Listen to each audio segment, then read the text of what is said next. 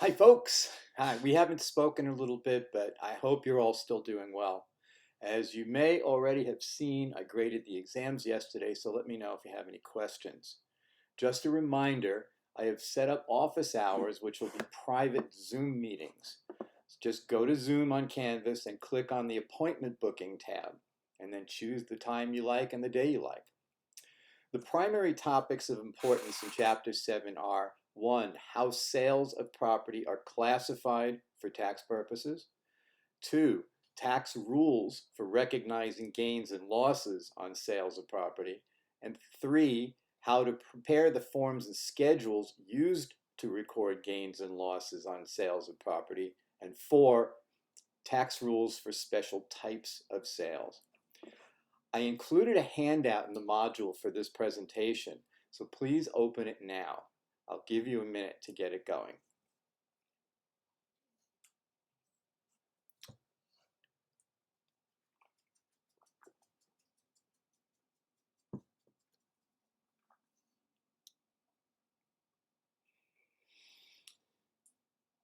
Anybody getting cabin fever yet? It's starting to get to me. I'm forgetting things, kind of antsy, want to get in the car and go somewhere. Okay, so we're going to start with learning objective number 2, classification of assets. Assets can be classified into 3 categories: ordinary income property, Section 1221 property, which are capital assets, and Section 1231 trade or business property. Ordinary income property is basically defined as any asset that's not a capital asset, typical of tax code. The 2 most common types of ordinary assets are inventory and accounts receivable. Copyrights and literary, musical, and artistic compositions, essentially intellectual property in the hands of the creator or artist, are also included in this definition.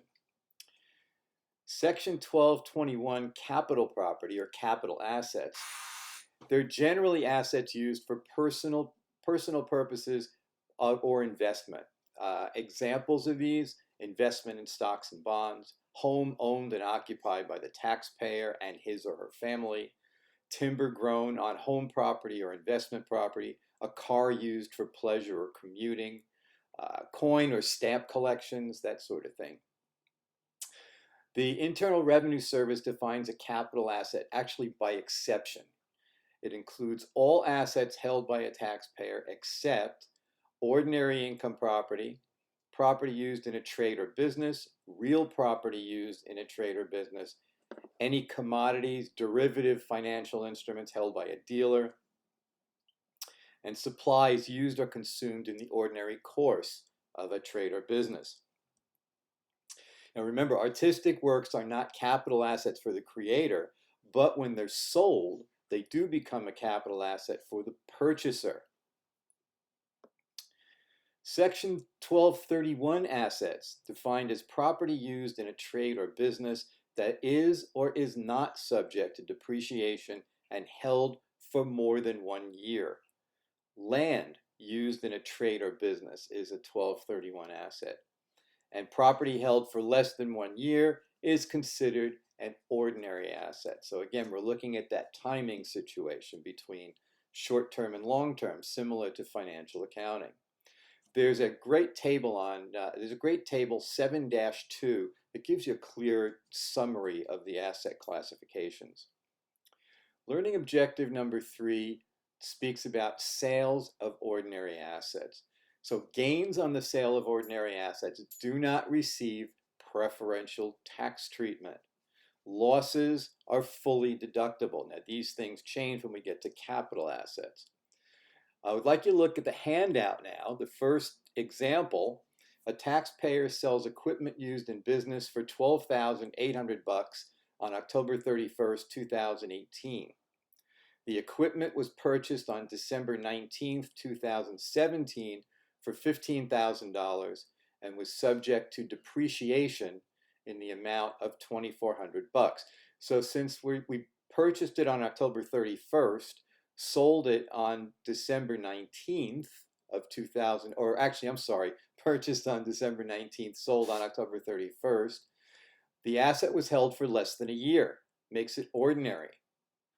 How is the gain or loss calculated? Well, the first thing we do is we take the cost, $15,000, and we subtract the $2,400 of depreciation.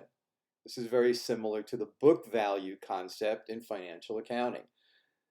So the adjusted basis is $12,600. Since the asset was sold for $12,008 and the book value or the adjusted basis was $12,006, there's a $200 gain. The nature of the gain is an ordinary gain because it was held for less than a year. Learning objective number 4 talks about the sales of capital assets known as Section 1221 assets. Tax treatment of capital assets varies depending on several factors, including the period of time the asset is held, whether the sale of the asset produced a gain or loss, the type of capital asset sold, the taxpayer's tax bracket, lots of stuff here, the combination or netting of all capital gains and losses to derive a net capital gain or a net capital loss, and finally, whether a capital asset sold is stock of a qualified small business.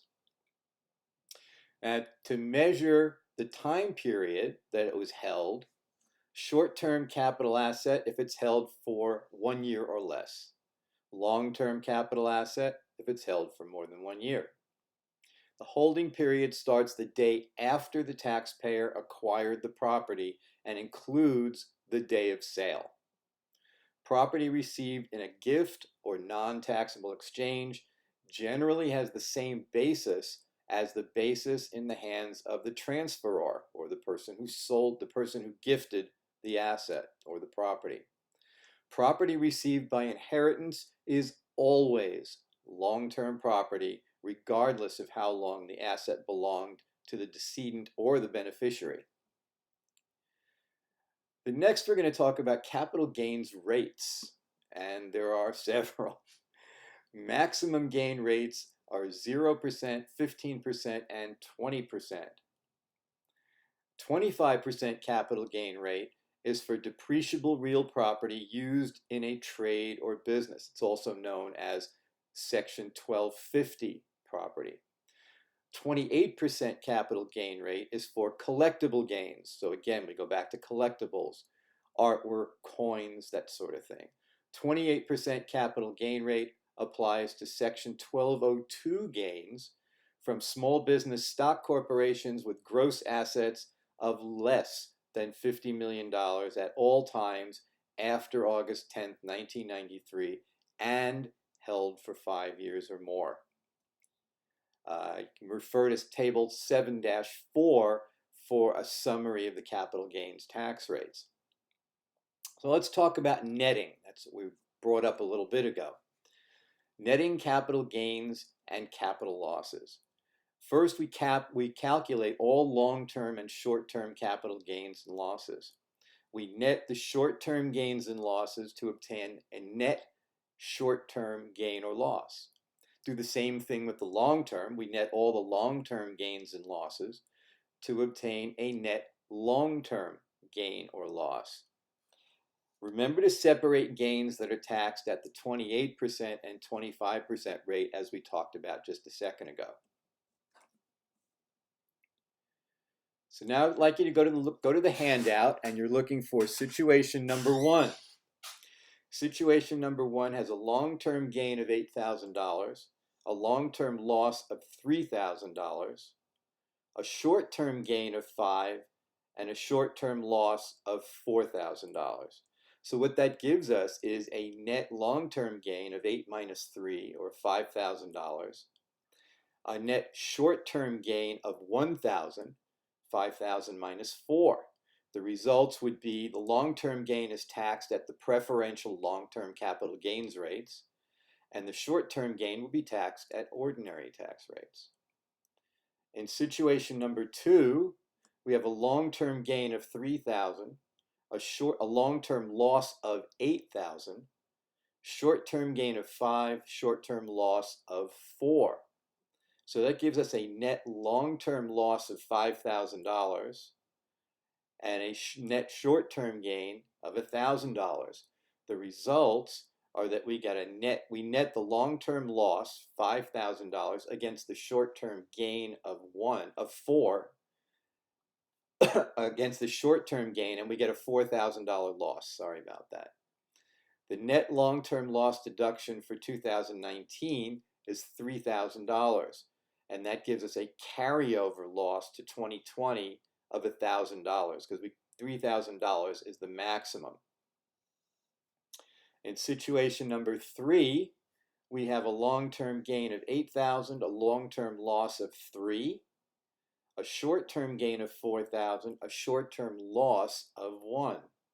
So the net long-term gain is $5,000 and the net short-term loss is $1,000.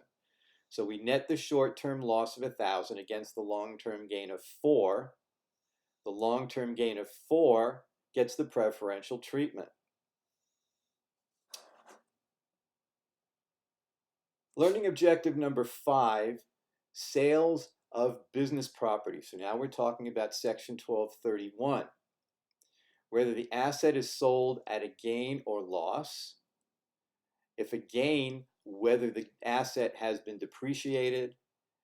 And third, whether the asset was depreciable real property, like a building, or depreciable personal property, like equipment or a truck. Gains and losses are netted. So net 1231 gain receives preferential tax treatment subject to the recapture provisions that we're going to talk about in a minute. A net 1231 loss is treated as an ordinary loss.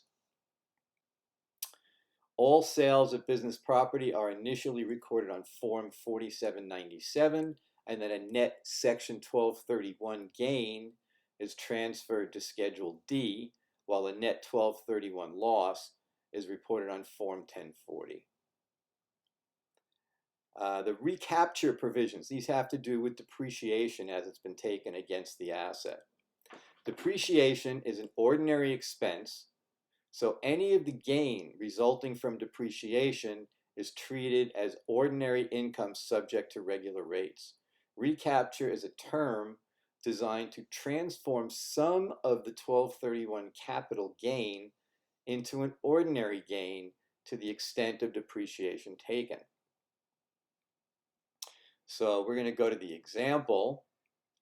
Each example is an independent situation using the following information.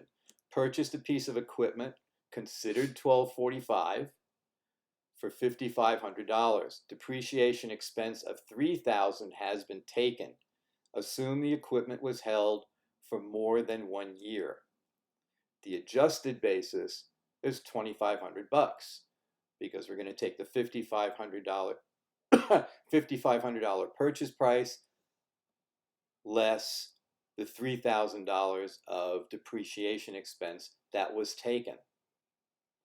So in situation number 1, this equipment is sold for $7,000. So since the adjusted basis is $2,500, we subtract the adjusted basis, $2,500, from what we got from the $7,000, leaving a $4,500 gain. The 1245 recapture is the $3,000 of depreciation expense, $3,000 as an ordinary rate. So the 1231 gain is the difference between 4,500 and 3,000, or 1,500, at which you get to take capital gain rates. In situation number 2, the asset was sold for $3,000. So again, we take $3,000 minus the $2,500 adjusted basis, gives us a $500 gain. The 1245 recapture would be $500 ordinary rate, and there'd be no 1231 gain. Section 1250 property includes any depreciable property used in a trade or business that has never been considered 1245 property. It includes buildings, residential and non-residential, used in a business or for the production of income. Any gain on the sale of 1250 property is considered ordinary to the extent the depreciation taken exceeds straight-line depreciation. Any other gain is considered a 1231 gain. In recent years, few sales are subject to 1250 recapture because of the requirement to depreciate this property over a straight line rather than accelerated rates. Any unrecaptured depreciation is taxed at a rate of 25%. So we take a look at the example. Each of the three situations is an independent situation based on this information. Purchased a building for $100,000. Depreciation expense of $60,000 has been taken. Assume the building was held for more than 1 year. The adjusted basis is $100,000 purchase price minus the $60,000 of depreciation, or $40,000. So in situation one, the building is sold for $110,000. If we subtract the adjusted basis of $40,000 from the $110,000 sale price, we get a $70,000 gain. The 1250 recapture is the $60,000 of depreciation expense at 25%, and the balance of $10,000, a 1231 gain taxed at capital gain rates. In situation number two, the building was sold for $70,000. So here we've got $70,000 minus the $40,000 of adjusted basis gives us a $30,000 gain. The unrecaptured section 1250 is the $30,000 gain taxed at 25%. Finally, we've got some tax issues for special types of sales: capital gain distributions and sales of mutual funds, dividends from mutual funds, sales of shares.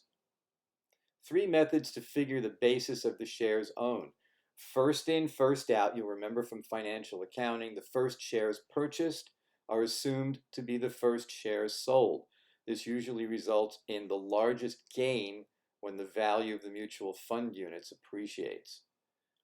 Specific identification: the taxpayer simply specifies exactly which units are sold from the fund. And third, the average basis. The taxpayer takes the total cost basis, divides by the total number of units to get an average cost per unit. And that'll do it for me for today, Sunday. I will have a discussion topic going up later on tonight. Good luck and have a great week. Bye.